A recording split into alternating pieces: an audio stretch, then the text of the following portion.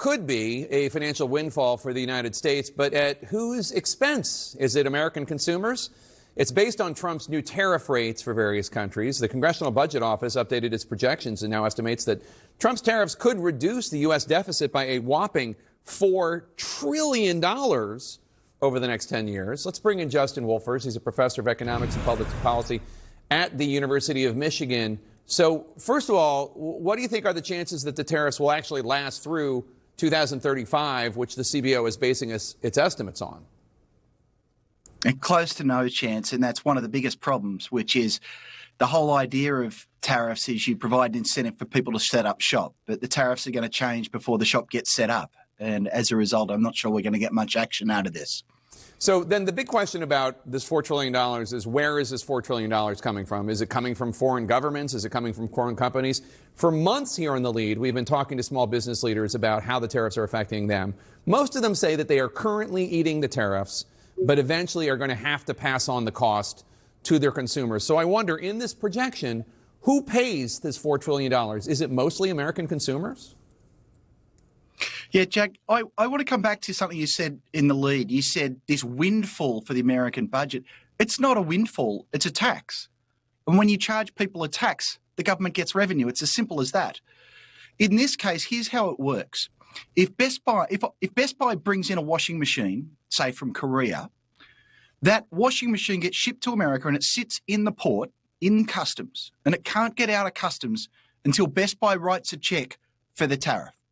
So at the first level, Best Buy, an American company, is paying the tariff. But we economists like to look at it a little harder. Everything's connected to everything else. So there are some other things that could happen. Well, Samsung could decide what they want to do is keep their market share, which means they'd have to cut the price they're selling that washing machine at. But there's a price index called the Import Price Index, and it measures the price of our imports, not surprising. That has not fallen a penny. What that means is that Trump's promise that foreign companies would pay this tax turned out to be false.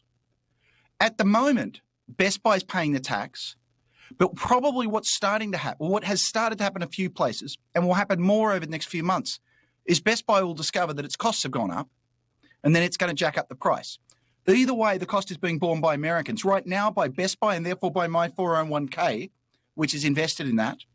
Later on, they'll jack up the price and it'll be American consumers. Simple point here, it's a tax on Americans being paid by Americans. Yeah, just to be clear, when I said windfall, I was saying that's what President Trump is describing this.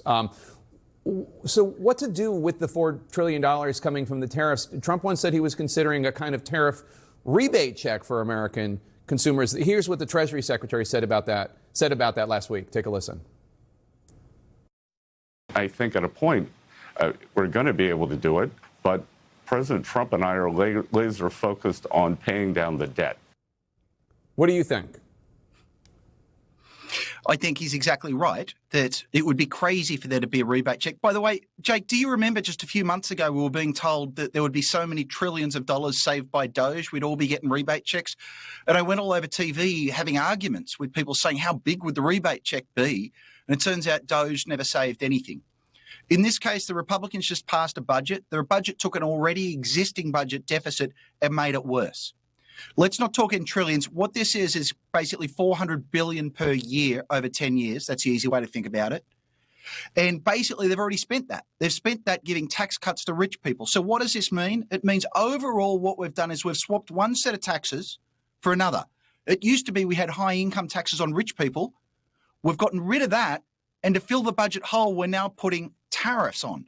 Now, tariffs are paid by everyone. They're a sales tax, effectively. And so that means we've shifted taxes from the rich to the working and middle class because all of us buy imported stuff and therefore all of us are paying these tariffs.